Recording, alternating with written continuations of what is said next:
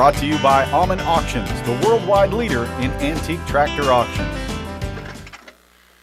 Let's fire the 350 up and see what it'll do.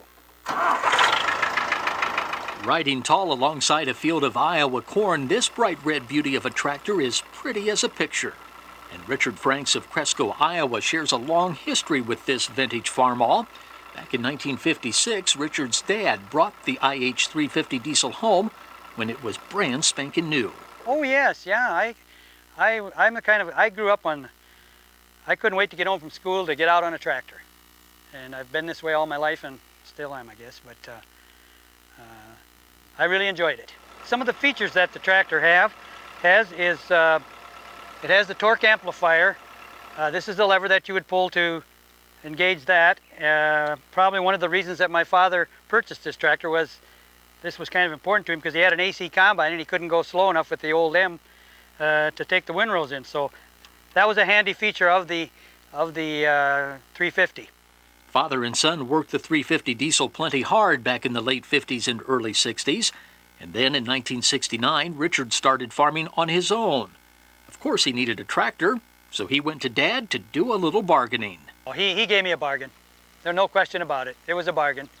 And of course, I didn't have any money, and I had bought this 160 acres, and he didn't need it anymore, so that's how I ended up getting it. Brought it over here, and you can't believe all I did with it. That's what gets me. Had a loader on it and four-row cultivator and cultivated corn. Back in those days we cultivated corn, now we don't do it anymore. With a Continental 193 engine, live power takeoff, and a 2-point hitch, this Farmall 350 diesel with the wide front end was one handy workhorse on the farm.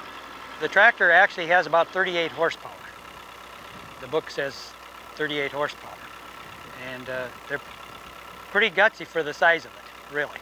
I just love to drive it. You just get on it and it's just so easy to drive, and shifts good, and with the TA and everything over compared to the M that my dad had with no power steering. It was a job to drive that thing.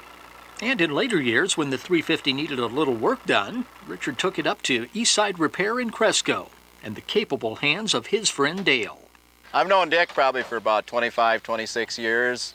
I used to work at the IH dealer here in my hometown of Cresco, and Dick brought this in one day here for some repairs back then, and that's the first one I've ever seen.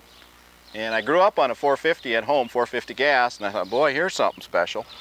Something special indeed. Turns out this tractor is one of the earliest 350 diesels IH ever built.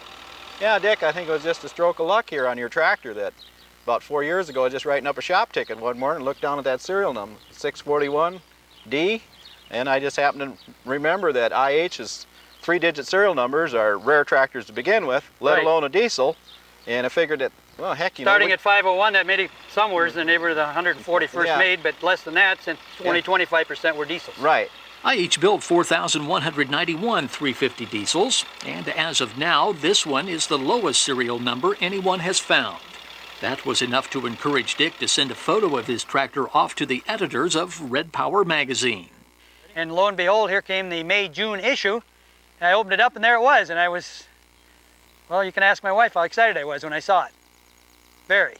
So, it's been in the Red Power magazine. Yes, sir. Red Power fame is growing for this machine.